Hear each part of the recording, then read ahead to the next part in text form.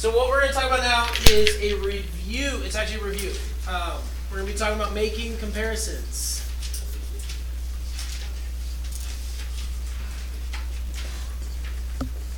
Okay. This is something that you did learn last year. We're just going to kind of talk about it really quickly. The two main ways to make comparisons is más, okay, and menos, okay. Those are the two main ways of saying it. So what does más que mean? More than. So more than. Okay. Menos que would be less than. Okay, now there's a space between the two. In there, you're going to put a word, whether it's an adjective, a noun, or an adverb. Okay? In this case for today, we're going to be using adjectives, because that's what this chapter kind of focuses on, is comparing different qualities of things. Okay, so for example, we're going to use, let's use someone in here. Who are we going to use? Okay, Mark, you're first. So Mark, you are smarter than who? I'm going to have to say Casey. Than Casey, okay. So, Mark what? Mark is, remember, Sarah versus the star, we're using Sarah because we're describing a personality trait. So Mark S, what? Más que. Más. Oh. Más inteligente. Right. Okay, Casey? Or you put it off, please.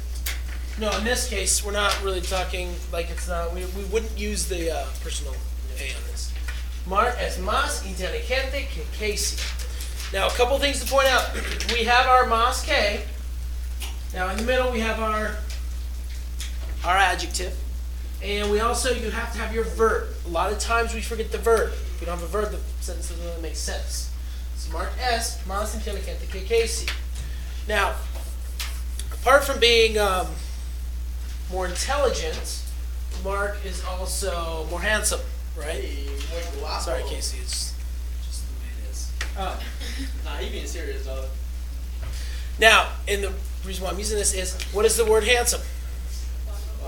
It's guapo, okay? All right, total opinion, Casey. So Mark is the most guapo que Casey. Now, let's say, with our adjective, the reason why I use this one is what does it end in? Oh. An O. We're going to change it now, and Mark, we're not going to use you. Who are we going to use? We have to use a girl. We're going to use Autumn. I just don't think my name should have that. Okay? Autumn. Oh, so now you have. Es más. Guapa. So with this, we learn that with the adjective, which person does the adjective change for? The first person we're talking about. Okay? So in this case, if we were to change it, and instead of Autumn being more handsome than Casey, Casey's going to be more handsome than Autumn. Right?